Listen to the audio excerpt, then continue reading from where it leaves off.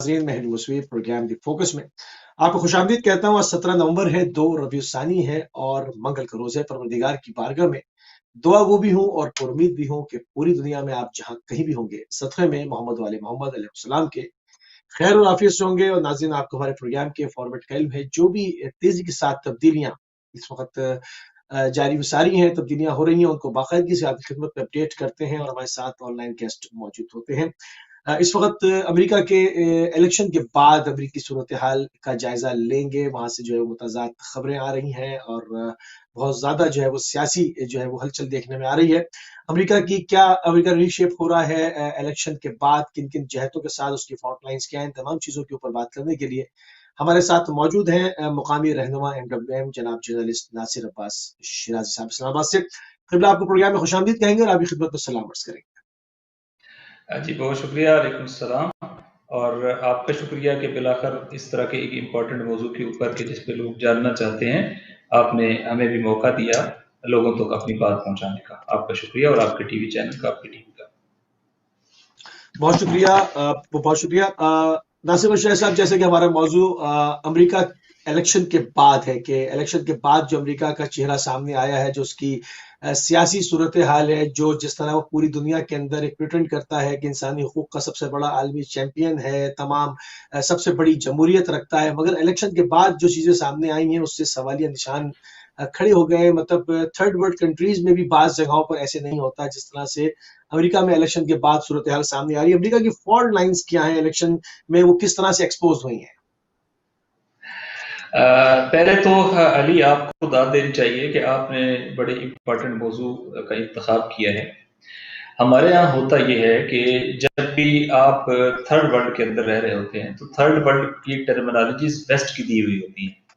और आपने अपनी तालीम भी उन्हीं की टर्मिनोलॉजीज के तहत हासिल करनी होती है और अपनी चीज़ों का एनालिसिस भी उनकी टर्मिनोलॉजीज के तहत करना होता है।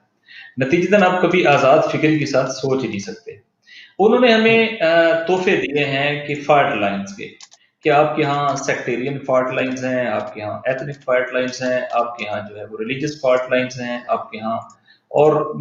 रीजनल फॉल्ट लाइन्स हैं। और ये फॉल्ट लाइन्स किसी वक्त भी आपके यहाँ जलजिला बपा कर सकती हैं। और जब जलजिला बपा होता है तो फिर कोई टेक्टोनिक प्लेट्स जो है वो आपस में टकराने के नतीजे में कोई अलग भी हो सकती है। तो बजाय वो ये दिखाते हैं कि भाई वेस्ट जो है वो बड़ा कंसोलिडेटेड है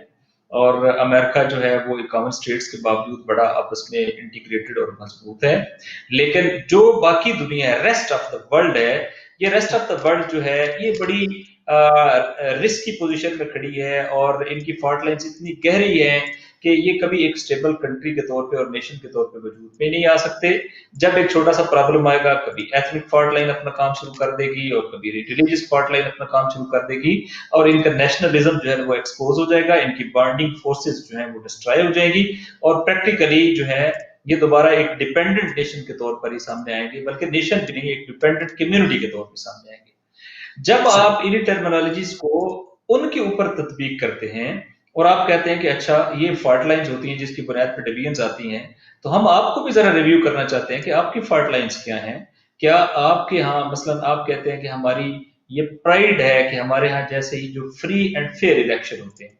हम दुनिया की बड़ी डेमोक्रेसी हैं और हम जो है वो इलेक्शन से पहले जितना भी एक दूसरे के खिलाफ कैंपेन चलाते हैं, उसके बाद जिस दिन इलेक्शन टाइम आ जाता है, रिजल्ट आ जाता है, हम उस रिजल्ट को एंडोर्स करते हैं, कबूल करते हैं और उसके अपने जो मद्दे मुकाबल है उसको हम मुबारकबाद देते हैं और हम जो है वो बहुत स्विफ्टली जो है वो अपना चार्ज जो है उनके हवाले करके हम इस प्रोसेस को आगे बढ़ने का मौका देते हैं। एक स्मूथनेस जो है वो हमारे यहाँ है और हम जो है वो जमहूरियत के मुताबिक अक्सरियत की राय को फौरी तौर पर तस्लीम कर लेते हैं। ये पोर्ट्रे किया हुआ है, बिलखसूस अमेरिका ने जो एक लीडिंग वर्ल्ड पावर के तौर पे ये पोर्ट्रे किया हुआ है दुनिया के अंदर। वन, इसी तरीके से उन्होंने पोर्ट्रे किया हुआ है कि पूरी दुनिया जो है वो मोहताज है इक्तिसादी तौर पे, लेकिन हम तो इक्तिसादी तौर पे جو ہے وہ اپر ہینڈ رکھتے ہیں، ہم آپ کو دیتے ہیں، ہم لیتے نہیں ہیں، اور ہم بڑی مضبوط ایک اکانومی ہے، اور امریکہ دنیا کی اکانومی میں اور ایک بڑا اس کا رول ہے، اور دنیا کے جتنے بڑے وہ ادارے ہیں کہ جو ریگولرائز کرتے ہیں اکانومی کو، وہ آئی ایم ایف ہو، ورلڈ بینک ہو یا دیگر ادارے ہوں، تو ان کے پیچھے ان کا ہاتھ ہے، اور وہ یہ دکھا دیتے ہیں کہ اگر کوئی آپ کے اس سسٹم کو قبول نہیں کرتا تو کبھی اسے سینکشنز کا شکار ہونا پڑتا ہے، کبھی اس کے خلاف کوئی محدودیت آ جاتی ہے، اور وہ ملک پروگرس ہی نہیں کر سکتا، اس کی اکانومی پروگرس نہیں کر جو سکتا. ہے وہ شرنک کر جاتی ہے، اس کی کرنسی جو ہے اس کا ریٹ ڈکلائن کر جاتا ہے، اور وہ ملک جو ہے وہ اس کیپیسٹی میں نہیں ہوتا کہ وہ اپنے آپ کو ایک مضبوط ملک کے طور پہ، ایک مضبوط اکانومی کے طور پہ اسٹیبل رکھ سکے، لہذا ایک بار پھر جو ہے وہ ان کے محتاج ہو جاتے ہیں۔ اسی طریقے سے ریلیجس، کیونکہ ہر جگہ مختلف ریلیجس کمیونٹیز ہوتی ہیں، تو ان کے درمیان فالٹ لائنز بنائی بھی جاتی ہیں، اور اس کی بنیاد پہ بھی یہ پورٹری کرتے کہ دیکھو ہم تو سب ایک امریکہ ہیں، لیکن آپ لوگ جو ہیں وہ امریکنز نہیں ہو، کہیں شیعہ ہو، کہیں سنی ہو، کہیں گلگتی ہو، کہیں بلتی ہو، پنجابی ہو، مہاجر ہو، یعنی اور اسی طریقے سے یہ میں نے پاکستان کی مثال دی ہے، لیکن پوری دنیا کے حوالے سے اسی طرح ہے، آپ کہیں کرد ہو، اسی کہیں طرح سے بلوچ ڈیوائڈ ہو، کیا. کہیں آپ جو ہے وہ عرب ہو، کہیں عجم ہو، تو اسی طریقے سے آپ کے یہاں جو ایتھنک فالٹ لائنز ہیں وہ بڑی گہری ہیں، اور آپ سروائیو نہیں کر سکتے ہو جب انہی کے دیے ہوئے پیرامیٹرز کے اوپر، اگر میں ان صرف 4 بنیادوں کو دیکھوں، ایک ایتھنک بنیاد کو دیکھیں ہم، ایک ریلیجس بنیاد کو دیکھیں ہم، ایک بالکل صحیح. پولیٹیکل بنیاد کو دیکھیں ہم، اور ایک اکنامک بنیاد کو دیکھیں ہم، اکنامک جب بنیاد. انہی کے فارمولے جو وہ ہماری جسے وہ تھرڈ ورلڈ وہ کہتے ہیں، دیکھیں کتنا انٹرسٹنگ ہے، آپ کیا ہیں، آپ تھرڈ ورلڈ ہیں اور وہ فرسٹ ورلڈ ہے، سوچنے کا انداز یہیں سے بدل جاتا ہے، یہیں سے آپ اپنے اندر ایک تیسری دنیا کا تصور لے کے، ایک محکوم ورلڈ کا، ایک ڈیپینڈنٹ ورلڈ کا تصور لے کے، ایک تیسرے درجے کے شہری کے طور پہ جو ہے نا آپ اپنے مائنڈ کے ساتھ جو ہے وہ سامنے آتے ہیں، لیکن ان کو آپ جو ہے سپیریئرنیس وہیں سے کریٹ ہو جاتی ہے، لیکن جب آپ انہی کے دیے فارمولوں کو انہی کے اوپر تطبیق کر کے دیکھتے ہیں تو پتہ چلتا ہے کہ ہماری فالٹ لائنز تو بہت مینیجبل ہیں، چونکہ ہم شیعہ اور سنی ہیں، ہم بہت ساری فرقہ وارانہ تقسیم میں ہیں، لیکن جیسے ہی فرض کرے کسی ایک ملک کے اندر جناب ختمی مرتبت صلی اللہ علیہ وسلم کی صلی توہین اللہ ہوتی علیہ ہے، تو ہم وسلم. سارے شیعہ اور سنی نہیں رہتے ہیں، بلکہ ہم جو ہے وہ مسلمان بن جاتے ہیں، اور نبی اکرم کی حرمت صلی اللہ علیہ وسلم ہمارا کلیکٹیو موضوع ہے، ہم سارے اکٹھے ہو جاتے ہیں۔ اسی طرح بالکل جب صحیح. فرض کریں وہ ہمیں علاقائی سطح پہ مختلف تعصبات کی بنیاد پہ کہتے ہیں کہ آپ کی جو ہے وہ ریجنل فالٹ لائنز یا مثلا ایتھنک فالٹ لائنز بڑی گہری ہیں، اور آپ سندھی، بلوچ اور پنجابی اور مہاجر کی اس میں ہیں، لیکن ایک منٹ میں دیکھتے ہیں کہ جب پاکستان کی انڈیا کے ساتھ ایک کرکٹ میچ بھی ہوتا ہے، جنگ تو میں بڑی دور کی بات کہتا ہوں، یعنی جوائنٹ جی. اینمی جب سامنے آتا ہے تو آپ کے اندر کتنا نیشنلزم ڈیولپ ہوتا ہے، اور پھر آپ دیکھتے ہیں کہ پاکستان ایگزیکٹلی. سارے ایک برننگ فورس میں نظر آتے ہیں۔ لیکن اس کے برعکس جب ہم نے امریکہ کو انالیسس کرنا ہے تو امریکہ کے پاس اس طرح کی ایگزامپلز پیش کرنے کے لیے نہیں ہیں، اور وہاں ایک بہت بڑا کوسچن مارک کھڑا ہو گیا ہے، جن میں میں صرف اسی بات سے شروع کروں، کیا تاریخ میں کوئی ایسی امریکی حکومت رہی ہے کہ امریکہ کا پریزیڈنٹ انٹرویو دے بیفور الیکشن، اور الیکشن لینے والا، انٹرویو لینے والا اس سے یہ سوال کرے کہ جناب آپ ہمیں یہ بتائیں کہ اگر الیکشن جو ہے فری اینڈ فیئر ظاہر ہوتے ہیں اور آپ جو ہے الیکشن کے نتیجے میں حکومت پہ نہیں رہتے اور کوئی نیا پریزیڈنٹ بن سکتا ہے، کیا آپ الیکشن کے نتائج کو تسلیم کریں گے؟ تو وہ بندہ جو سٹنگ پریزیڈنٹ ہے وہ کیا کہتا ہے؟ وہ کہتا ہے کہ میں بالکل الیکشن کے نتائج کو تسلیم کروں گا only if I won، اگر میں جیتا تو پھر میں جی. تسلیم کروں گا، ادروائز میں تسلیم ورنہ کرنے کے نہیں. لیے تیار نہیں۔ پھر نہیں. ریپیٹڈ کوسچن ہوتا ہے کہ امریکہ کی یہ ہسٹری رہی ہے، امریکہ جو ہے وہ ہمیشہ امریکن پریزیڈنٹ جو ہے وہ نتائج کو تسلیم کرتا ہے، تو کیا آپ یہ کہنا چاہتے ہیں کہ آپ نتائج کو تسلیم نہیں کرتے ہیں؟ اور وہ نہیں کریں گے. ریپیٹڈلی آپ نے اسی موقع کے اوپر ہے کہ نہیں میں بالکل تسلیم نہیں کروں گا، اس لیے کہ میرے ہارنے کا مطلب یہ ہے کہ دھاندلی ہوئی ہے، اور جو آپ ہمیں دکھاتے ہیں کہ جناب آپ کے یہاں الیکشن کے نتائج تسلیم نہیں ہوتے، لوگ دھرنے دے دیتے ہیں، مظاہرے کرتے ہیں، لوگ سڑکوں کے اوپر آ جاتے ہیں، لوگ کہتے ہیں ریگنگ ہوئی ہے، دنیا کی اس نام نہاد سب سے بڑی ڈیموکریسی میں یہی تو ہوا ہے کہ وہاں پر آپ نے دھرنے کی کال دے دی ہے، اچھا، آپ نے مظاہروں کا یہ اعلان اچانک کیا ہے، ہوا ہے، آپ نے یہ اچانک ہوا ہے یا یہ تسلسل کے ساتھ اس کو چھپایا جاتا رہا تھا اور ان فالٹ لائنز کو کلیئر نہیں کیا جاتا تھا؟ دیکھیں امپورٹنٹ کوسچن ہے، یہ جو دور ہے نا، اس دور میں چیزیں انکور ہو رہی ہیں، اور ایگزیکٹلی. ریولوشنری بلاک بھی انکور ہو رہا ہے، وہ انکور ہونا پازیٹیو مینوں میں ہے، اس کے اوپر ڈسٹ ڈالی گئی ہے، کسی کے اوپر ملیٹنٹ کا لگا دیا، کسی کے اوپر جو ہے وہ فرقہ وارانہ لیبل لگا دیا، کسی کے اوپر کوئی لیبل لگا کے انہوں نے دراصل جو انقلابی موومنٹس تھی پوری دنیا کے اندر، ان کو بھی کیا کیا ہے کہ ان کو بھی ان کا اصل چہرہ دنیا کے سامنے نہیں آنے دیا۔ مثلا فرض کریں کہ جمہوری اسلامی اگر کوئی موومنٹ چلاتا ہے، دنیا میں کوئی سٹینڈ لیتا ہے ویسٹرن ہیجمونی کے خلاف اور امریکن جو امپیریلزم کے خلاف، تو کہتے ہیں نہیں یہ تو شیعہ ہے، اور اس کو شیعہ ڈسٹ کے اندر جو ہے نا وہ سنی ڈسٹ کے اندر ڈال کے تاکہ یہ شیعہ چہرہ جو ہے وہ چھپ جائے۔ اب کیا ہوا ہے؟ اب یہ ہوا کہ یہ دور انکور ہونے کا دور ہے، جہاں عالمی استعمار امریکہ انکور ہو گیا ہے۔ مثلا آج امریکہ اگر کسی ملک کے بارے میں ڈیل کرتا، میں اگرچہ محمد بن سلمان کا حامی نہیں ہوں، آپ جانتے ہیں میں اس کی پالیٹکس کا، اس کے سعودی عرب کی پالیٹکس کو کسی طور پہ بھی جو ہے وہ اس کا وکیل نہیں بن سکتا ہوں، اس میں کوئی پازیٹیوٹی مجھے نظر نہیں آتی ہے۔ لیکن جب میں یہ فکریں سنتا ہوں کہ اس پریزیڈنٹ کو یہ خطاب کرتے ہوئے امریکن پریزیڈنٹ کہتا ہے کہ oh king you can't survive without us even for a month,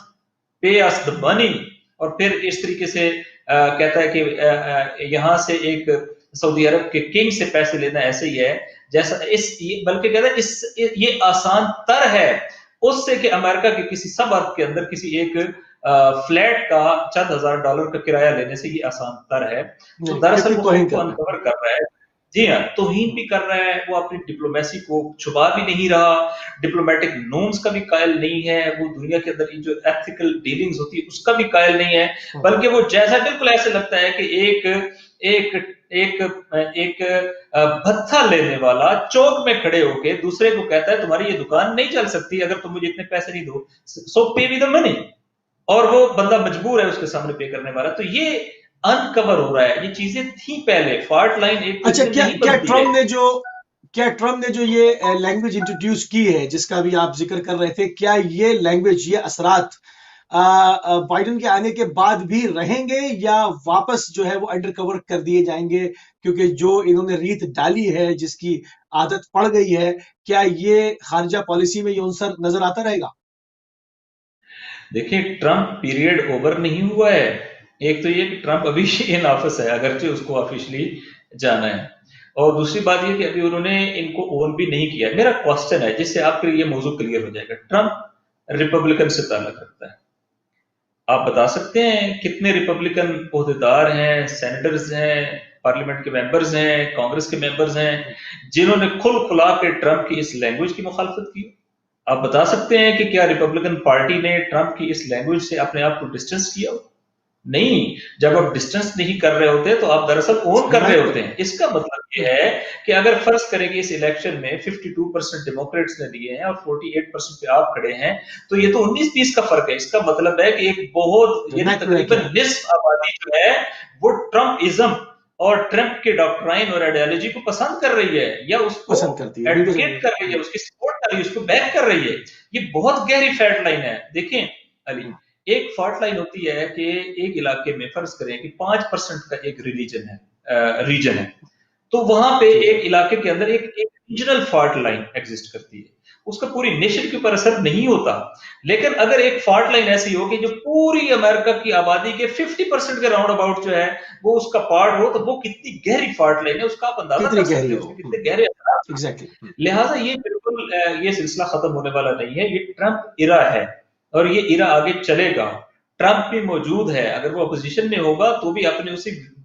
vision کے ساتھ وہ موجود ہوگا اور وہ بھرپور طریقے سے آپ کو ایکٹیو نظر آئے گا۔ اور یہ اب پینیٹریٹ کر گئی ہے، یہ ایک اس کی مختلف جو ہے ڈائمنشنز، اب اس ٹرمپ کی جو اس پہلو کی ڈائمنشنز ہے وہ ابھی اس سے پہلے کہ تھوڑا سا ہم اور آگے بڑھیں، اس کے امریکہ کے اوپر کیا اثرات آپ ابھی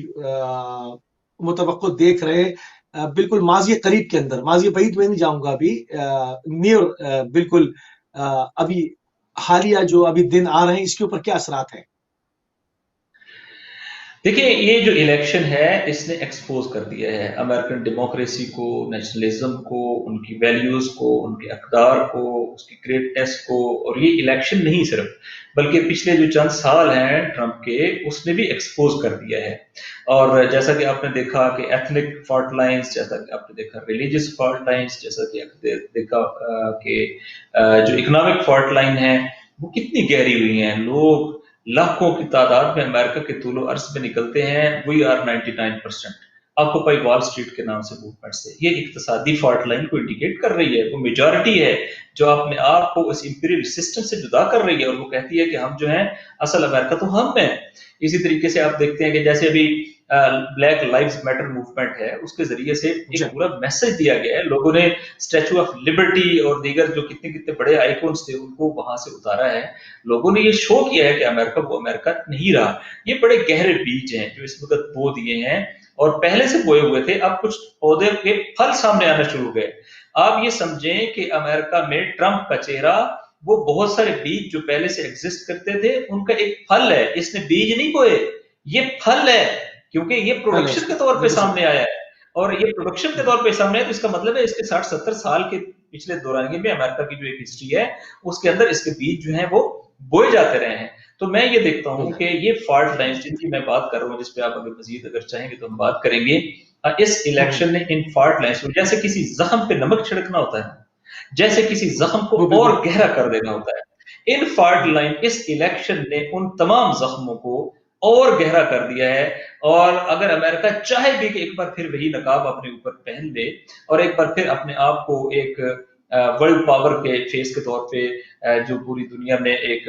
आप ये कह लें कि ममालिक को साथ लेके चलती हो पावर, ये अगर रोल प्ले करना चाहें तो they are unable to do that. सही। अच्छा, तो जिस तरह से अब ये तमाम चीजें अजहर बिन शम्स हैं कि उनकी फॉल्ट लाइन्स क्या हैं और उनका असल चेहरा क्या है और बिल्कुल नेक टू नेक है, अगर 50% अवाम उनके साथ खड़ी है और इसी चेहरे को जो कि एक वैश्विक चेहरा है जिसके अंदर डेमोक्रेसी नाम को नहीं है, जिसके अंदर एक मतलब जो एक दूसरी कौमों के साथ जो एक डील करने का एक तरीका होता है, सलीका होता है, आदाब होते हैं, उन तमाम चीजों से मावरा जबान जो है वो इस्तेमाल की जाती रही है। अगर ये चीजें आगे एग्जिस्ट करती हैं तो आप इसके क्या मशरिक़ वुस्ता के ऊपर क्या असरात देख रहे हैं? क्योंकि वहां पर जो है वो एक कोविड भी है और उससे उनकी माशी सूरत हाल जो है वो बहुत ज्यादा दीगर गू है, जिसकी वजह से उनको जो इसराइल को ऐलान तस्लीम करने के अलावा कोई चॉइस नहीं है। गो के उनके ताल्लुकात थे, उन्होंने ही उनको सहारा दिया हुआ था, मगर अब वो तमाम चीजें जो है वो अनकवर हो रही हैं। तो अभी इसके अंदर कोई आने वाले दिनों में तेजी देखते हैं और उनका मुस्तकबिल क्या देखते हैं?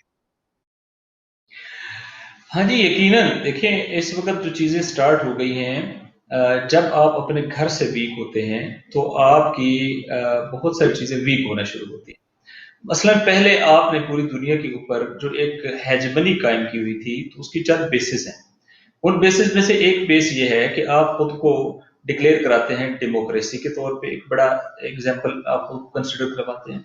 आप खुद को एक इकोनॉमिक पावर के तौर पे लेके आते हैं। आप खुद को एक ऐसे मुल्क के तौर पे लेके आते हैं जो अपने अलाइज के साथ खड़ा भी होता है और उनको डिफेंस करके देता भी है। लेकिन ऑन ग्राउंड क्या हो रहा है कि गुज़िश्ता चंद सालों के अंदर जितने नए महाज खोले हैं अमेरिका ने अपनी हिमायत से, उन तमाम महाजों पे उसको शिकस्त हुई है। मसलन सीरिया का महाज खोला गया और टारगेट बयान किया गया कि हमने बशर अल असद को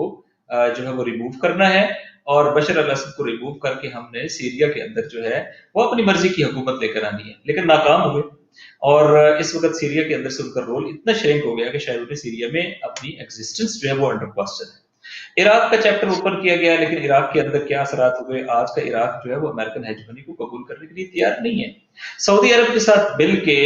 यमन का चैप्टर खोला गया और यमन में 2 महीने का टारगेट देके कि 2 महीने के अंदर हम अपनी मर्जी की हुकूमत लेकर आएंगे। आज 6ठा साल है और यमनी क्रशिंग रिस्पांस जो है वो यमन ने दिया है और यमन ने उनको बताया कि वो उनकी बुलिंग एटीट्यूड के मुकाबले में वो स्टैंड करेंगे और उन्होंने स्टैंड करके दिखाया है। तो जो आलमी पावर होती है उसके लिए सबसे बड़ा चैलेंज ये होता है कि कोई उसको चैलेंज करे, कोई उसकी प्रेस्टीज को चैलेंज करे, कोई कहे कि तुम सुपर पावर नहीं हो, मैं तुम्हारी बात को नहीं मानता हूं, और सिर्फ ये कहे नहीं बल्कि प्रैक्टिकली उसको करके दिखाए। तो अगर आप सिर्फ मिडिल ईस्ट की बात करते हैं तो मिडिल ईस्ट शुरू होता है फलस्तीन से। तो फलस्तीनियों की बात कर लें कि आपने डील ऑफ द सेंचुरी के नाम पे मैक्सिमम 3-4 छोटे छोटे ममालिक को आप इसराइल को तस्लीम करने के लिए साथ खड़ा कर सके हैं, लेकिन आप फलस्तीनियों की विल और रेजिस्टेंस को तोड़ नहीं सके। बल्कि फलस्तीनियों के जितने कोर एलिमेंट हैं जिनमें हमास है जो खालिस्तान جو مسلح مزاحمت اور سیاسی مزاحمت دونوں پہ یقین رکھتی ہے. جہاد اسلامی ہے کہ جو صرف مسلح مزاحمت پہ یقین رکھتی ہے, یا الفتح ہے کہ جو صرف سیاسی مزاحمت پہ تقسیم رکھتی ہے. ان کے درمیان جو ڈفرینسز تھے وہ برج ہو گئے ہیں اور سارے ایک پیج کے اوپر آ گئے ہیں کہ بھائی نیگوسیشن کا تو کوئی فائدہ ہی نہیں ہے, بات چیت کرنے کا تو کوئی فائدہ ہی نہیں ہے. آپ لوگ تو مسلسل دیوار سے لگانے جا رہے ہیں اور آپ فلسطینیوں کو کوئی رائٹ دینے کے لیے تیار نہیں ہو. فلسطینیوں کی ول آپ توڑ نہیں سکے. آپ جو لبنان ہے اس کی آپ نے حکومت ختم کروائی, اس میں بڑے دھماکے کروائے, لبنان کو آپ نے بحران سیاسی کریٹ کیا, اقتصادی بحران کریٹ کیا, لیکن لبنان ہے, لبنان کھڑا ہوا ہے. تو آپ ذرا اس رنگ کو دیکھیں, مڈل ایسٹ یہاں سے شروع ہوتا ہے اور مڈل ایسٹ جو ہے وہ پاکستان کے بارڈر تک آتا ہے کہ ایک طرف ترکی ہے اور ایک طرف جو ہے وہ ایران ہے. ایران اسی طریقے سے اور زیادہ مضبوطی کے ساتھ نئے الائنسز کے ساتھ کھڑا ہے, جن میں سے بالکل بالخصوص یہ جو گولڈن رنگ کا نیا کانسیپٹ ابھر رہا ہے, جس کے اندر تقریباً 6 ممالک ہیں, جس میں چائنا ہے, جس میں رشیا ہے, جس میں ترکی ہے, اور یہ ایک مشترکہ اکانومی بنانے کی طرف جا رہے ہیں. اور اسی طریقے سے سی پیک کے ساتھ ساتھ one belt one road initiative کے تحت چائنا نے $450 بلین وہاں پہ انویسٹمنٹ کرنے کا پلان بنا لیا ہے. تو یہ دیکھیں کہ آپ کی ہیجمنی 100% انڈر کوسچن آ گئی ہے. اکنامکلی بھی آپ کی پاور انڈر کوسچن آ گئی ہے, ملٹری آپ کی پاور انڈر کوسچن آ گئی ہے, پولیٹیکل مینوورنگ آپ کی انڈر کوسچن آ گئی ہے, اور آپ کی اپنی democracy at home under question آ گئی ہے. جب آپ, اور اس کے بعد آپ ایک کریٹیکل جنکچر کے اندر ہیں کہ ابھی ٹرمپ سے آپ کا چھٹکارا نہیں ہوا ہے اور ٹرمپ کا ایٹیٹیوڈ ایگزسٹ کر رہا ہے, تو آپ دیکھیں کہ آپ کیا کیا چیز سنبھالیں گے. آپ اپنے الائز کو مطمئن کریں گے, آپ اپنے دشمنوں کو دیں گے. تو خلاصہ اس کا یہ ہے کہ بہت بڑی ویکنس ایگزسٹ کر رہی ہے, اور پہلے یہ ویکنس جو ہے نا کہیں شو آف نہیں ہو رہی تھی, لیکن ٹرمپ ایرا کے اندر بالخصوص یہ اب شو آف ہونا شروع ہو گئی ہے.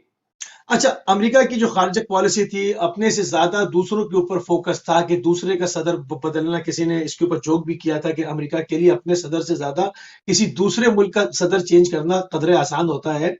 تو اب کیا آنے والے دنوں میں ان ہاؤس جو ہے وہ امریکہ زیادہ انوالو ہوتا ہوا نظر آ رہا ہے, یا باہر جو اس کی خارجہ پالیسی تھی دوسرے ملکوں کے معاملات کے اندر جو ہے وہ اس کا ایک انفلوئنس, ایک رنگ نظر آتا تھا, کیا وہ پھیکا پڑنا شروع ہو جائے گا کیونکہ امریکہ کے اندر جو ہے وہ ان چیزوں کو قابو کرنے کی زیادہ کوشش کریں گے, جہاں کووڈ ہے, جہاں بے روزگاری ہے, جہاں پر خانہ جنگی کسی صورتحال ہے؟ کیا دیکھتے ہیں آپ؟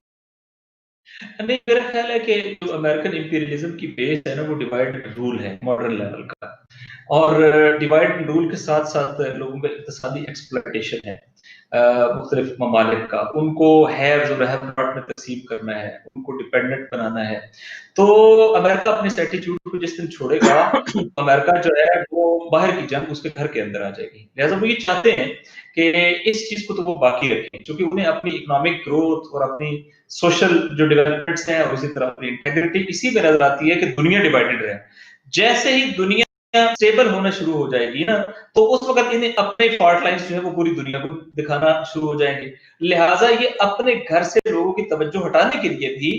یہی کوشش کریں گے کہ دنیا کے مختلف ممالک میں جس طریقے سے یہ پہلے مداخلت کرتے ہیں کہ اس مداخلت کو اور بڑھائیں, اور تو امریکن ڈکلائن کے پروسیس کو اور تیز کرے گی. لیکن فار دا ٹائم بینگ جو ہے وہ لوگوں کی توجہ ادھر رہے گی, اور امریکہ یہ چاہے گا کہ اس کے اپنے گھر کے اوپر جو ویکنس ہے اس کے اوپر توجہ جو ہے وہ کم سے کم جائے. تو یہ میرا خیال ہے کہ ابھی ان کی پالیسی یہی ہوگی, اور وہ پالیسی جو پہلے سے ہے اس کو تھوڑا اور تیز کریں گے, اور باہر کے ممالک کے معاملات میں مداخلت اور حکومتوں کو گرانے شرانے کا سلسلہ, اور اپنی جو بالخصوص جو ان کی ملٹری کے اوپر بیسڈ اکانومی ہے اس کو آگے بڑھانے کے لیے نئے وینچر سٹارٹ کریں گے. لیکن یقیناً ان کا سٹائل جو ہے وہ نہیں ہوگا جس میں بالکل چیزیں وہ بالکل آپ کوئی لحاظ نہیں رکھتے ہیں, بلکہ ایک بار پھر جو ہے وہ وہی انداز ہو جائے گا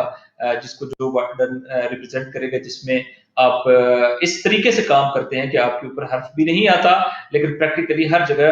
جڑیں کاٹنے کے اندر اور اختلافات تقسیم پیدا کا رول ہوتا ہے. طے ہے کہ امریکن امپیریلزم کا سروائیول جتنا بھی ہے دنوں میں ہے وہ آپ کی ریسٹ آف ڈویژنز کے اندر ہے. اگر ریسٹ آف دا ہو جائے تو پہلا کوسچن امریکہ کی طرف اٹھے گا. لہٰذا ان کے ہاں اصول یہی ہے کہ اپنی ویکنس کی طرف لوگوں کو نہیں ہے, اس کے لیے لوگوں کے اندر نئے نئے ایشوز جو ہے وہ مختلف کنٹریز اور ریجنز کے اندر چھڑے تاکہ وہ ان کے اندر انگیج رہیں, ان کی توجہ بھی ادھر رہے, اور وہ اپنے آپ کو ہی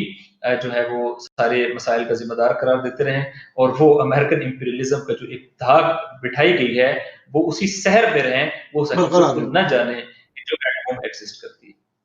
صحیح. اچھا، کیا اسی کا تسلسل آپ دیکھتے ہیں جو کل سے خبر گردش کر رہی ہے کہ ایک محدود پیمانے پر ایران کے ایٹمی پلانٹ کو جو کہ نظیر کے اندر واقع ہے اس کو حملے کا نشانہ بنایا جائے، اس کے اوپر انہوں نے جو ہے وہ مشاورت کی ہے. کیا یہ اسی سلسلے کا آپ ایک تسلسل دیکھتے ہیں؟ دیکھیں میرے خیال ہے یہ ایک پولیٹیکل سٹنٹ بھی ہو سکتا ہے، امریکہ ریئلائز کرتا ہے، اور امریکہ نے ایرانین ملٹری پاور کو دیکھا ہے، بالخصوص قاسم سلمانی کی شہادت، کہ کس طریقے سے ایران نے عین الاسد کو ہٹ کیا، کس طریقے سے ایران نے اپنی میزائل ٹیکنالوجی کو شو اپ کیا، اور کس طریقے سے ایران نے اس پورے ریجن کے اندر جو ہے وہ امریکن انٹرسٹ جو ہیں ان کو بہت، اس کے بعد امریکہ یا ایران کے ساتھ جو حمایتی مختلف لوگ ہیں ہوتا ہے، تو وہ میرا خیال ہے کہ امریکہ نہیں چاہے گا کہ کوئی ایسا ایڈونچر کرے کہ جو ایران کو لیجٹمیسی پرووائڈ کرے کہ جس کے نتیجے میں اس پورے ریجن کے اندر امریکن مفادات جو ہیں وہ ڈائریکٹ انڈر اٹیک آ سکے۔ تو میرا خیال ہے کہ انہوں نے ایک پولیٹیکل سٹنٹ کیا ہے، ایک میٹنگ، ایک گیدرنگ کی ہے، چیزوں کو ریویو اور جائزہ لیا ہے،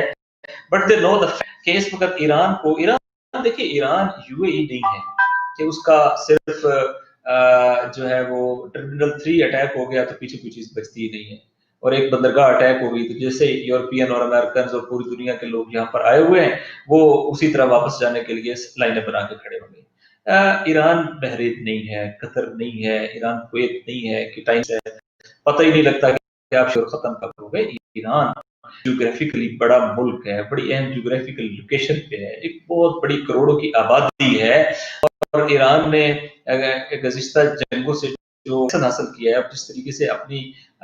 جو ان کا ملٹری اپریٹس کو انہوں نے ڈیولپ کیا ہے، تو اس کے دے ہیو سرپرائزز، تو وہ ایسے سرپرائزز دیے ہیں، اور انہوں نے دکھایا ہے کہ جو ان کا اتحادی ہے وہ نہ اقتصادی طور پہ کلیپس کرتا ہے، نہ ملٹری کلیپس کرتا ہے، نہ پولیٹیکلی کلیپس کرتا ہے۔ مثلا سیریا کی مثال سامنے ہے، یمن کی مثال سامنے ہے، جن کے پاس کھانے کو روٹی نہیں ہے لیکن وہ پولیٹیکلی بھی کھڑے ہیں، وہ اکنامکلی بھی ایون کھڑے ہیں، اور ایون جو ہے وہ آپ دیکھیں کہ ملٹریلی بھی وہ کھڑے ہیں۔ تو میرا خیال ہے کہ انہیں بڑی اچھی طرح ریئلائزیشن ہے کہ یہ بات اوپر نہیں کرنا، اسے صرف تھریٹ تک رکھنا ہے، یہ صرف ایک بات ہے، انہیں پتا ہے کہ اگر یہ اس کی ان پریکٹس میں جائیں گے تو امریکن بحری بیڑوں کو، امریکہ خطے کے موجود اڈوں کو، اور امریکن انٹرسٹ اس پورے ریجن کے اندر ہے، اور یہ پوری دنیا پہ ریشیپ ہو جائے گی۔ پھر امریکہ کا جو سپر پاور یا امریکہ کی جو ہیجمنی اس وقت ہے وہ سیکنڈز کے اندر اتنی ریپڈ سے اترے گی کہ آپ جب مڈل ایسٹ کے اندر اپنے انٹرسٹ دفاع نہیں کر سکے تو آپ کہاں کر سکیں گے؟ اور پھر مڈل ایسٹ کے اندر جو ایک عوامی رد عمل آئے گا وہ فلسطین کی سرزمین سے بھی اٹھ سکتا ہے، وہ یمن کی سرزمین سے بھی اٹھ سکتا ہے، وہ پورے ریجن سے اٹھ سکتا ہے۔ ترکی کے اندر بھی اس وقت لوگ بہت زیادہ امریکن ہیجمنی سے ناراض اور نالاں ہیں، تو میرا خیال ہے کہ اس کا ماحول ایسا ہوگا کہ پھر اس اپرائزنگ یا سپرنگ، وہ سپرنگ جو ہوگی نا، اس سپرنگ کے مقابلے میں کھڑے ہونا کسی کے پاس کی بات نہیں ہوگی۔ تو میرا خیال ہے ان کو ریئلائزیشن ہے، وہ اتنے سمجھدار لوگ ہیں، اتنے بیوقوف نہیں ہیں کہ وہ اس چیز کو بھی انڈرسٹینڈ نہ کریں اور خام خواہ ایسا کوئی وینچر کرنے کی کوشش کریں۔ They can't do that. اچھا، ایک رخ پہ تو آپ نے یہ بات کی کہ وہ یقیناً جس وقت عین الاسد کے اوپر حملہ ہوا، امریکی بیس کے اوپر، انہوں نے بظاہر ایران پر حملے کا حکم بھی دیا، اور اس کے بعد جب چیزوں کا جائزہ لیا اور جب ان کے پاس تمام انٹیلیجنس رپورٹ آئی تو پھر اس کو جو ہے وہ روک بھی دیا اور آگے اس کے اوپر بڑھے نہیں۔ تو یہ یقیناً فوجی جو ملٹری مائٹ ہے وہ ان تمام چیزوں کا پورا ہوم ورک کرنے کے بعد ہی کہیں پہ حملہ کرتے ہیں، جب ان کو اندازہ ہو جاتا ہے کہ یہاں سے جو ہارش ریئیکشن نہیں آئے گا، ہم اس کو پامال کر دیں گے۔ تو مگر یہاں پر یہ ایک رخ تو آپ نے جو ہے وہ یہاں پر بیان کیا، اگر اس کو دوسرے رخ سے دیکھیں کہ جہاں پر ٹرمپ صاحب کی ایک شخصیت ہے جن کو ایک عجیب قسم کی شخصیت ان کی پورٹری کی گئی ہے، یا وہ ہے یا پورٹری کی گئی ہے سیاسی طور سے، جس حوالے سے بھی اس کو پہلے، کیا ایسا نہیں ہے کہ ان کے جاتے جاتے ان کے ذریعے سے یہ کام کرانے کی کوشش کی جا رہی ہو کہ بھائی یہ تو ان کی شخصیت تھی ایسی، یہ جاتے جاتے یہ کام کر گئے؟ نہیں، یہ شخصیت کوئی ایک فرد ہے، یہ امریکن کا الیکٹڈ پریزیڈنٹ ہے، امریکہ کے تمام انسٹیٹیوشن اس کو آنر کر رہے ہیں، امریکہ کی سب سے بڑی پولیٹیکل پارٹی اس کو انڈورس کر رہی ہے، تو یہ ایک ٹول نہیں تھا کہ انہوں نے استعمال کیا. اس نے امریکہ کو ہٹ کیا ہے، امریکن نیشنلزم کو ہٹ کیا ہے، اس نے امریکہ کی بائنڈنگ فورسز کو ہٹ کیا ہے. تو میرا خیال ہے کہ یہ بھی ایک خوابوں کی دنیا میں رہنے والی بات ہوگی. امریکہ ایکسپوز ہوا ہے ٹرمپ کے ذریعے سے. ٹرمپ ایک ایلیبٹ نہیں تھا جس کو سامنے لا کے وہ اپنے پاس مخصوص اہداف حاصل کرے اور واپس چلے جائیں، نہیں، ایسا نہیں تھا. ٹرمپ امریکہ کی حقیقت ہے اور یہ حقیقت کے طور پہ سامنے آیا ہے. اب وہ ایک بار پھر اس حقیقت کو جو بے نقاب ہو گئی تھی، اب وہ ایک بار پھر اس کو ملفوف کرنے کی کوشش کر رہے ہیں اور ایک بار پھر مہذب جو ہے وہ دائرے کے اندر رہ کر وہ اپنے انہی اہداف کو جو امریکن ہسٹری ہے اس کو آگے بڑھائیں گے. یہ کرسٹل کلیئر ہے. صحیح. اچھا، جہاں پر یہ امریکہ کے اور ایران کے حوالے سے دیکھتے ہیں، ان کی ملٹری مائٹ کو دیکھتے ہیں کہ کس صورتحال سے کتنی اٹیک کیا جا سکتا ہے، نہیں کیا جا سکتا، پابندیوں کے ذریعے سے کچھ بدلہ لیا جائے، اپنی جھیپ میں جو ہے وہ اس کو جو ہے وہ برابر کیا جائے. تو اگر یہاں پر روس اور چائنا کے کردار کے بارے میں کیا دیکھتے ہوں گے، اس کے ایران کے ساتھ جو دفاعی معاہدے ہیں، جو عسکری معاہدے ہیں، جو ان کے ساتھ ایک کولیشن ہے، اس حوالے سے روس اور چائنا کو کس شیپ میں دیکھتے ہیں ایران کے ساتھ، کہ اگر ایران کے اوپر چاہتے بھی ہیں دیکھیں تو روس اور چائنا کہاں کھڑے ہیں؟ دیکھیں ابھی ایک بہت بڑا معاہدہ ہوا ہے جس میں جو امریکہ کے لیے ایک بڑا سیٹ بیک ہے، اکنامک معاہدہ ہے بیسیکلی، اور اس میں دنیا کی آبادی کا تقریباً تیسرا حصہ جو ہے وہ شامل ہے. اور کہتے ہیں کہ یہ اب تک کے جو اکنامک الائنسز ہے اس میں یہ سب سے بڑا الائنس ہے. اور اس سب میں سے امریکہ اور امریکہ کے مین ہواری جو ہیں وہ مائنس ہے. ایک سیکنڈ، اور یہ ابھی ویتنام نے میرے خیال اس کو ہوسٹ کیا، اور وہاں پہ ہونے والی جو ایک ورچوئل کانفرنس ہے، اس کانفرنس کے اندر جو ہے وہ سربراہان مملکت شامل، اور چائنا نے اس کو لیڈ کیا. دو، دیکھیں 3 طرح کے تھریٹس ہیں امریکہ کو. امریکہ یہ سمجھتا ہے کہ جو ملٹری تھریٹ ہے وہ اس کو رشیا سے ہے، چونکہ رشیا ایک بڑی ملٹری پاور رہا ہے، رشیا کی ایک ہسٹوریکل لیگیسی ہے، رشیا ایک بڑی دنیا کے اندر جو ورلڈ افیئرس میں 1 on 1، یعنی جب دنیا 2 بلاک پر مشتمل تھی تو وہ امریکہ کی ٹکر پہ رشیا تھا، یو ایس ایس آر تھا. تو یس رشیا کے ساتھ، اور رشیا کی جیوگرافی، وہ ایک طرف وہ کہاں الاسکا، وہ اس تک پھیلا ہوا ہے، الاسکا تک پھیلا ہوا ہے، ادھر سے کہاں جو ہے وہ ایشیا تک ہے. تو اس کی جیوگرافی، اس کی ڈیموگرافی، اس کی پالیٹکس، اس کی ہسٹری، تو وہ یہ سمجھتے ہیں کہ جو ملٹری تھریٹ ہے فیوچر کے اندر وہ رشیا ہے. اور رشیا نے یہ ثابت بھی کیا بالخصوص سیریا کے اندر کہ جب کوئی country militarily American military operates کے مقابلے میں آنے کے لیے تیار نہیں تھا تو رشیا نے نہ صرف انٹروین کیا بلکہ ملٹریلی وہ اترا ہے، اور انہوں نے امریکہ کو جو ہے وہ بالکل کنارے لگایا، آئسولیٹ کیا. 1 سیکنڈ، ان کو اکنامک تھریٹ ہے. اکنامک تھریٹ جو ہے اس کو چائنا لیڈ کر رہا ہے، اسی لیے انہوں نے کنٹینمنٹ آف چائنا سٹارٹ کی ہے، اسی لیے انہوں نے چائنا کے مقابلے میں باقاعدہ اقتصادی جنگ کا اعلان کیا، اکنامک وار جو ہے اس کا اعلان کیا ہے. چائنا نے بھی اس کو قبول کیا کہ یہ اعلان ہے، اور امریکہ نے آفیشلی یہ کہا ہے کہ ہم اعلان جنگ کر رہے ہیں اور اقتصادی جنگ کا وہ کر، چونکہ انہیں یہ ان کا یہ خیال ہے کہ جو چائنا کی گروتھ ریٹ ہے اکانومی کا اور چائنا کی اوورال جو ڈیولپمنٹس ہیں، اور جس طریقے سے یہ جو میگا پروجیکٹس ہیں جن میں سے ایک سی پیک ہے لیکن مینلی او پی آئی ہے، تو یہ جیسے ہی ایکسپینڈ کرے گا تو یہ دنیا کی میجورٹی تو ان کی گرپ میں آ جائے گی، اور پریکٹیکلی دنیا کو اکنامیکلی لیڈ کرنے والا چائنا ہوگا. یہ دونوں اتنے زیادہ پریشان کن نہیں ہیں. زیادہ پریشان کن ایرانی ایلیمنٹ ہے، چونکہ ایران جو ہے وہ ملٹریلی بھی خود کو امپاور کر رہا ہے، اکنامیکلی بھی کم از کم اس نے خود کو، یہ تو نہیں کہتے کہ وہ کوئی اس طرح بہت بڑی طاقت ہے، لیکن کم از کم وہ کسی کے محتاج نہیں ہے، انہوں نے خود سے اپنی بنیاد پہ جینا سیکھ لیا. یہ سب سے بڑی طاقت ہے. چائنا بھی ابھی بہت ساری احتیاج رکھتا ہے، لیکن ایرانی جو اکانومی کی اس وقت بیس ہے، جو ڈاکٹرائن ہے، وہ یہ ہے کہ وہ سیلف سفیشینسی کی بنیاد کے اوپر جو ہے وہ کھڑے. ہاں، اب یہ چائنا سے بھی زیادہ اسٹرینتھ ہے ان کی. اب جب یہ اسٹرینتھ ہے تو ان دونوں کے ساتھ ساتھ جو ایران کی سب سے بڑی اسٹرینتھ ہے وہ آئیڈیالوجیکل ہے، کہ ایران کہتا ہے کہ نہیں، امریکن ہیجمونی کے مقابلے میں کھڑا ہوا جا سکتا ہے، وی کین ڈو دیٹ، ما نیت توانی. اور پھر وہ دیکھتے ہیں کہ یہ انقلابی جو ریولوشنری جو آپ کہہ لیں سلوگنز ہیں وہ صرف دکھاوے کے نہیں ہیں، بلکہ ایران بھی تقریباً 45 سال سے امریکن ہیجمونی کے مقابلے میں ہرانے والا دن زیادہ سٹیبل مستحکم ہوا ہے، اس کا رول بڑا ہے ریجن کے اندر، ورلڈ افیئرس کے اندر. وہ یہاں سے ایک سینکشن زدہ ملک یہاں سے ٹینکر فل کرتا ہے، اور امریکہ کے پڑوس میں ایک وینزویلا پہ ایک ملک جس کے اوپر امریکہ نے سینکشن لگائے ہیں اس کو جا کے وہاں تیل پرووائڈ کرتا ہے، اور امریکن تھریٹس اور دھمکیاں وہ وہاں کوئی کارگر نہیں ہو سکتی ہیں. اور یہ ثابت کرتا ہے کہ ایران اتنے بڑے پلیئر کے طور پہ ڈیولپ ہو گیا ہے کہ چائنا اور رشیا کو الٹیمیٹلی ایران کے ساتھ کھڑے ہونا پڑ رہا ہے. اور اس کی مثال ہے تقریباً 13 رشیا نے اور چائنا نے مل کر 13 مرتبہ یونائٹڈ نیشن میں ویٹو کا رائٹ استعمال کیا ہے سیریا کے مسئلے پہ، جہاں گراؤنڈ تو ایران تھا. اسی طریقے سے دیکھیں کہ امریکہ نے سینکشنز کے اعلان کے باوجود چائنا نے اتنی بڑی ڈیل جو ہے وہ ایران کے ساتھ کرنے اور آگے بڑھانے کا اعلان کیا. اسی طرح آپ دیکھتے ہیں کہ رشیا جو ہے وہ کس طریقے سے اسرائیل نے ابھی یہ کھولوایا امریکہ کے کہنے پر نگورنو کاراباخ والا جو علاقہ ہے، اور اس کے بعد یہ ایشو کھلا، اور اس کے بعد ایک بڑا پلان تھا، لیکن کس طریقے سے دیکھیں اس پلان کو بائنڈ اپ کیا ہے ایران اور رشیا نے مل کے. اور وہاں پر رشیا نے اپنے آپ کہہ لیں کہ جو پیس کے حوالے سے انوائز مقرر کیے ہیں، اور انہوں نے وہاں پہ جا کے وہ چیزوں کو مانیٹر کرنا سٹارٹ کیا ہے، اور انہوں نے وہاں پہ امن فوج تعینات کر دی اور ان چیزوں کو کنٹرول کر لیا ہے. تو یہ بات آپ ذہن میں رکھیں کہ یہ ایک بلاک آف ریزسٹنس بھی اب ایگزسٹ کرتا ہے، جس کو آئیڈیالوجیکلی ایران لیڈ کر رہا ہے، اور ان میں یہ دونوں ممالک رشیا اور امریکہ ساتھ کھڑے ہیں. جی جی ان فیوچر ترکی اس میں چل پائے گا؟ ابھی چہرہ سامنے بیچ میں رکھتا تو ہے، مگر سروسز امریکنز کے لیے اور اسرائیل کے لیے مسلسل دے رہے ہیں. کاراباغ آپ کے سامنے ہے. کیا ان فیوچر وہ اس کا حصہ رہے گا یا ہٹنا پڑے گا اس کو؟ وہ بھی یعنی انکور ہوگا. ہاں دیکھیے، جیسا کہ پاکستان کا میٹر ہے نا، تو پاکستان کی جو ہمارا سسٹم اور بیوروکریسی اور ہماری پولیٹیکل ایلیٹ رہی ہے، یہ ساری ویسٹرنائزڈ رہی ہے.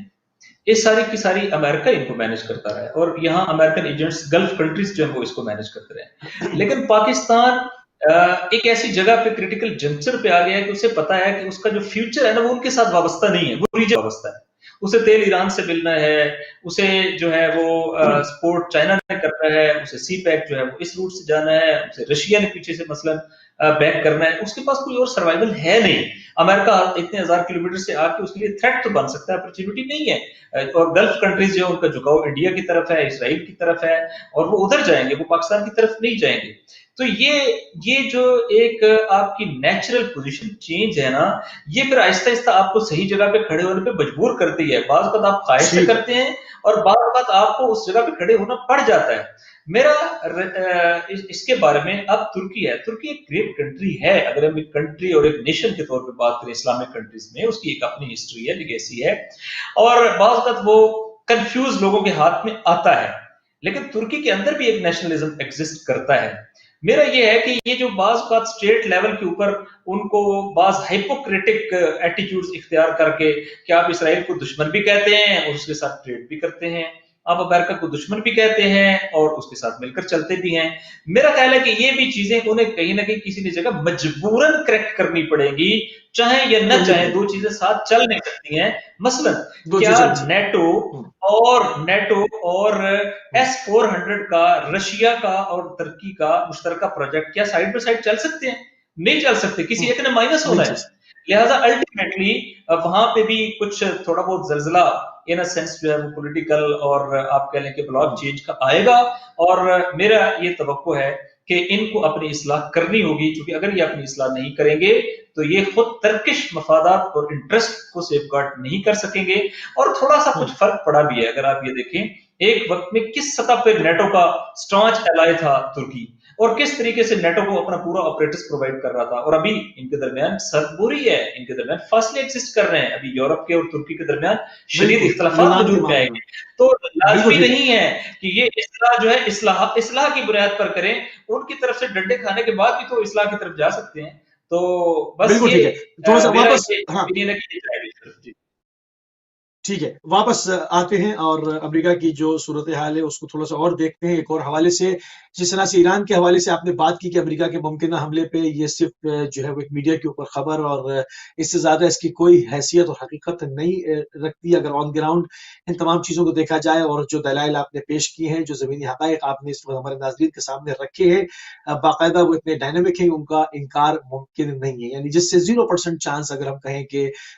بنتا ہے تو وہ 0% بھی مائنس چلا جائے گا۔ تو اب اس کو اگر دوسرے حساب سے دیکھ لیں کہ اگر مطلب کہتے ہیں نا کہ کھسیانی بلی کھمبا نوچتی ہے، جب اس کے ہاتھ کچھ نہیں آتا تو وہ کرتی ہے، اگر بلی کھسیانی ہو جاتی ہے اور حملہ نہیں کر پاتے اور جو کہ کر نہیں سکتے، آن گراؤنڈ ان کے ہاتھ میں کچھ نہیں ہے، تو پلٹ کے کئی جو ایران نواز ملیشیاز جس کو یہ کہتے ہیں الحشد الشعبی کو، جو کہ ایران جو کہ عراق کے بیٹے ہیں اور اس کی عرضی سلامتی کے لیے انہوں نے بے تحاشا قربانیاں دی ہیں، جو کہ امریکہ کو ایک آگ بھی نہیں بہاتے، کیونکہ وہ جو منمانی کرنا چاہتے تھے اس کی راہ میں حشد الشعبی ہمیشہ سے رکاوٹ بنتی رہی۔ کیا یہ پلٹ کر حشد الشعبی کے کیمپوں کی طرف تو رخ نہیں کر سکتے کہ ان کو جاتے جاتے نقصان پہنچائیں؟ ٹرمپ صاحب اس حوالے سے بھی کچھ خبر گردش کر رہی ہے، کیا کہیں گے آپ؟ دیکھیں، جو سیلاب ہے نا جب آتا ہے تو اس وقت بھی نقصان کرتا ہے، ڈسٹرکشن کرتا ہے، تباہی کرتا ہے، اور جب واپس جاتا ہے تو بھی تباہی کرتا ہے، کیونکہ وہ بہت ساری چیزیں جن کو وہ خراب کر چکا ہوتا ہے اور وہیں پڑی ہوتی ہیں ان کو اٹھا کے دوبارہ سمندر میں ڈالتا ہے یا دریا میں ڈالتا ہے۔ تو میں یہ تو کہہ سکتا ہوں کہ یہ ڈسٹرکٹیو لوگ ہیں، ان سے کبھی خیر کی امید نہیں ہے۔ مجھے یاد ہے کہ شہید عباس بصری اسرائیل کے بارے میں یہ ورڈنگ کہا کرتے تھے کہ وہ شر مطلق ہے، اور جس طریقے سے خیر مطلق جس سے شر کا ظہور ممکن نہیں، اس کے مقابلے میں شر مطلق ہے کہ اس سے خیر کا ظہور ممکن نہیں، تو یہ جی سراپا شر ہے، اس میں تو کوئی شک نہیں ہے۔ لہٰذا اگر ہم یہ سمجھتے ہیں کہ یہ اس طرح کا نقصان پہنچانے کی کوشش نہیں کریں گے، یہ بات درست نہیں ہوگی، یہ کریں گے۔ یہ عین ممکن ہے ایک بار پھر داعش اور داعش نواز لوگوں کو سپورٹ کریں، یہ عین ممکن ہے کہ ایک بار پھر صدام نواز لوگوں کو سپورٹ کرے اور گروہوں کو سپورٹ کرے، یہ عین ممکن ہے کہ یہ نہیں، وہ اپنی تو جو کوشش مسلسل کر رہے ہیں شرائع ہاں صاحب، وہ تو مسلسل اور کوشش کر رہے ہیں، اور نقصان،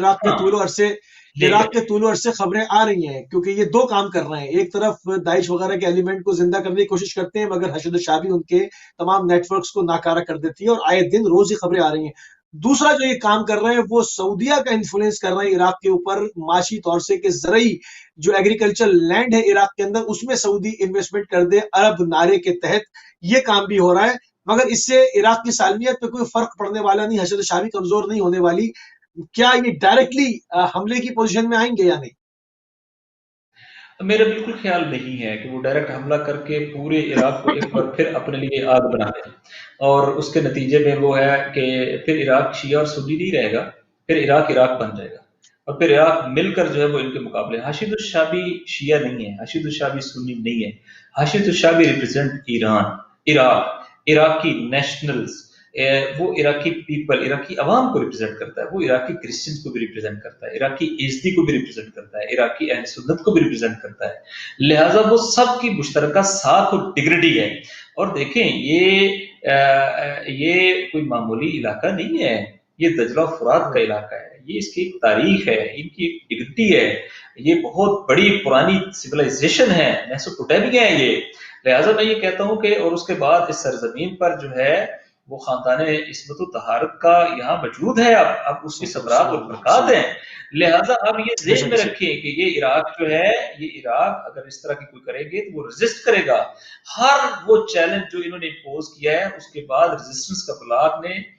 اس میں اپنے آپ کو زیادہ پاورفل جو ہے وہ ثابت کیا ہے، اور اس کے بعد انہوں نے بالکل اور ٹھیک ہے، زیادہ اچھا اچھا اور کیلکولیٹڈ ریسپانس دیا ہے۔ جی جی بالکل ٹھیک ہے، ہمارے پاس صرف تقریباً شرائع صاحب 4 منٹ رہ گئے ہیں، اور مستقبل میں یہ تمام چیزیں جو اس وقت امریکہ کی جو پالیسیز تھی جو انڈر کور ہوئیں، جس کا آپ نے مسلسل جو ہے وہ ذکر کرتے رہے مختلف جہتوں کے ساتھ، اس کی تمام فالٹ لائنز کی طرف ہمارے ناظرین کی توجہات کو مبذول کرتے رہے، ایک مستقبل میں امریکہ کو یہ کس طرح سے ری شیپ کرنے جا رہے ہیں؟ دیکھیں، امریکہ بہت زیادہ انڈر کوسچن آ گیا ہے، اور امریکہ اپنے اتحادیوں کو بھی سیف گارڈ نہیں کر سکا۔ امریکہ نے جو بولنگ ایٹیٹیوڈ اختیار کیا ہے اس کی وجہ سے نفرت کے بیچ بظاہر وہ حکمران کہ جنہوں نے امریکہ کو اور امریکہ کے مفادات کے سامنے سر تسلیم خم کیا ہے،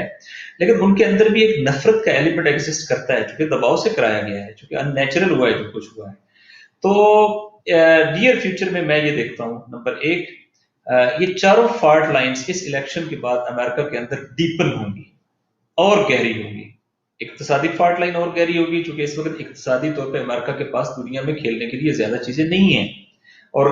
گراؤنڈ بہت تیزی سے ان کے ہاتھ سے شرنک کر رہی ہے. جب اکانومی نہیں ہوتی تو پھر ملیٹنسی بھی نہیں ہوتی اور کوئی نیا ایڈونچر آپ کریں گے تو پھر آپ کو اس کو اکانومی سے سپورٹ کرنا ہوتا ہے جو آپ نہیں کر پائیں گے. اور پولیٹیکلی جو ڈویژنز اس وقت ملک کے اندر ایگزسٹ کرتی ہیں, اگر آپ کوئی نیا ایڈونچر کرنے کی کوشش کرتے ہیں تو پولیٹیکل ڈویژنز کے نتیجے میں وہ خواہ امریکہ کے انٹرسٹ میں بھی ہو, لیکن اگر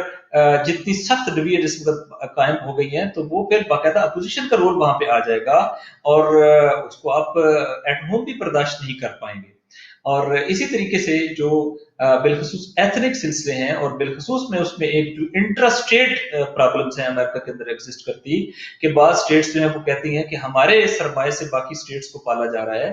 وہ اپنے آپ کو سمجھتی ہیں کہ ہمیں ہماری قربانی دی جا رہی ہے, ہمارے اقتصادی انٹرسٹ کی قربانی دی جا رہی ہے. تو میرا خیال ہے کہ ایٹ ہوم بھی امریکہ مزید سفر کرے گا اور اگر وہ چاہیں بھی اور آج سے سلسلہ شروع کر دیں کہ ہم نے ہیل اپ کرنا ہے اپنی ان فالٹ لائنز کو, تب بھی دہائیاں لگے گی اور وہ نہیں کر سکتے کیونکہ امریکہ کی جو بیج ہے وہ اس طرح رکھا گیا ہے کہ وہ دنیا میں ڈویژنز کریٹ کریں گے. یہ ٹو وے ٹریفک ہوتی ہے, جب آپ ادھر ڈویژنز کریٹ کرتے ہیں آپ کو اس کا گھر کے اوپر بھی اثر جو ہے وہ ملتا ہے. اور پہلے آپ کے مقابلے میں اپوزیشن کوئی تھی نہیں, پہلے آپ کو کوئی نو کہنے والا تھا نہیں, آپ اپنے آپ کو سول سپر پاور کاؤنٹ کرتے تھے. اب دنیا ایک پر پھر ملٹی پولر ہو گئی ہے, چائنا ہے, رشیا ہے, ایران ہے اور دنیا کی کئی دیگر کنٹریز ہیں جو اپنے طور پہ کھڑے ہو رہے ہیں, آپ کے مقابلے میں سٹینڈ لیتے ہیں. تو ملٹی پولرٹی جو ہے نا وہ ڈیولپ ہو رہی ہے. ملٹی پولر ورلڈ میں ایک آپ کی وہ ہیجمونک پوزیشن برقرار نہیں رہے گی, لہذا امریکہ کو ہاتھ پاؤں زیادہ مارنے پڑیں گے. جب آپ گرداب میں ہوتے ہیں نا, ہاتھ پاؤں زیادہ مارتے ہیں, ہاتھ پاؤں زیادہ مارنا یہ آپ کی اچھی پوزیشن کی عکاسی نہیں ہوتا, آپ کے زیادہ پھنسے ہونے کی عکاسی ہوتا ہے. اور بالکل آپ صحیح. جتنا زیادہ زور لگاتے ہیں اتنا ہی آپ کا ٹیم ہوتا ہے. ٹھیک ہے, صرف 1 منٹ رہ گیا. جو بائیڈن صاحب کو اقتدار ملنے کے جو